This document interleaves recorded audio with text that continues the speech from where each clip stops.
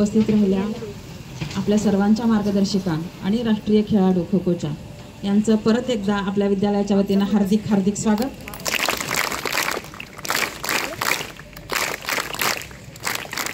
आपण ज्यांच्यामुळे इथं आहोत ते आपल्या सर्वांचं दैवत क्रांतीवीर डॉक्टर पद्मभूषण नागनाथांना नायकवडी, ज्यांनी अनेक वर्ष याच ग्राउंडवरती विद्यार्थ्यांना खेळासाठी प्रोत्साहित केलं आणि आपल्या सर्वांच्या मातोश्री आईसाहेब लक्ष्मीबाई नायकवडी, त्याचबरोबर आपल्या सर्वांच्या दीपस्तंभ कुसुमताई नायकवडी या सर्वांना पहिल्यांदा अभिवादन करते। आणि खरं तर खेळाची पार्श्वभूमी आपल्या संस्थेमध्ये फार मोठी आहे आणि दरवर्षी आपले संघ अगदी तालुका, जिल्हा, विभाग, राज्य आणि राष्ट्रीय खेळाडू म्हणून आपल्याला नावलौकिक करत असतात आपल्या विद्यालयाचा, आपल्या संस्थेचा। खरं तर आपल्या संस्थेचे संस्थापक सन्माननीय अध्यक्ष सन्माननीय वैभव काका नायकवडी सुद्धा खो खोचे राष्ट्रीय खेळाडू आहेत। आणि आपल्या विद्यार्थिनीपैकी आता यावर्षी जी विद्यार्थिनी बहुरम्मा उटगी नावाची झारखंड येथे झालेल्या खो खो स्पर्धेमध्ये महाराष्ट्राला प्रथम क्रमांक मिळाला आणि त्याच्यामध्ये तिनं पार्टिसिपेशन केलं होतं, त्याबद्दल बहुरम्मा उटगीचं सुद्धा आपल्या विद्यालयाच्या वतीनं हार्दिक अभिनंदन।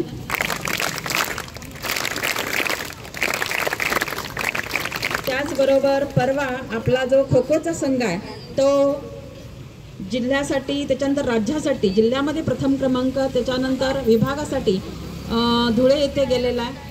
त्याचबरोबर आपल्याकडं अनेक विद्यार्थिनी डॉजबॉल असू दे किंवा सर्व क्रीडा स्पर्धेमध्ये अतिशय चांगली कामगिरी करत आहेत। भारताची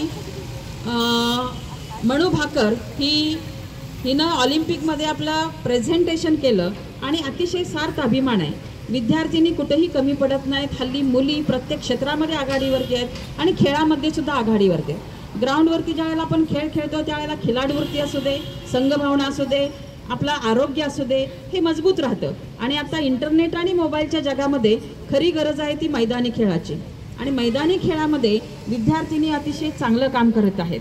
खरं तर आपण म्हणतो मन, मेंदू आणि मनगट बळकट करायचं असेल तर ग्राउंडवरती खेळ खेळा। मुलींनो, आज त्याची गरज आहे।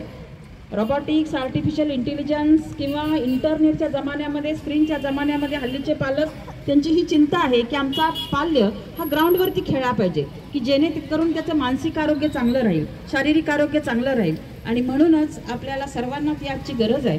आणि आपल्याकडे जे सांघिक खेळ आहेत त्याच्यामध्ये कबड्डी, खो खो, त्याचबरोबर अनेक जे खेळ आहेत डॉजबॉल सारखे ते आपण खेळतोय।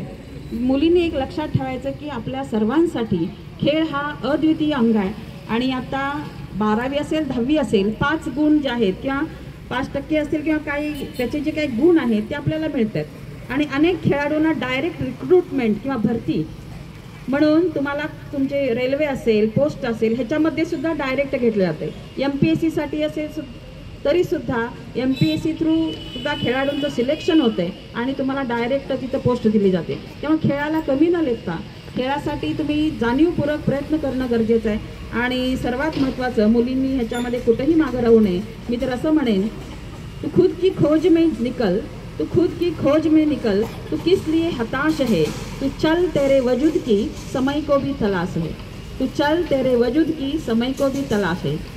ये तुझसे लिपटी बेड़िया समझना इसको वस्त्र तू, ये तुझसे लिपटी बेड़िया समझना इसको वस्त्र तू, ये बेड़िया पिघाल कर बना ले इसको शस्त्र तू, बना ले इसको शस्त्र तू। धन्यवाद। जय हिंद, जय महाराष्ट्र।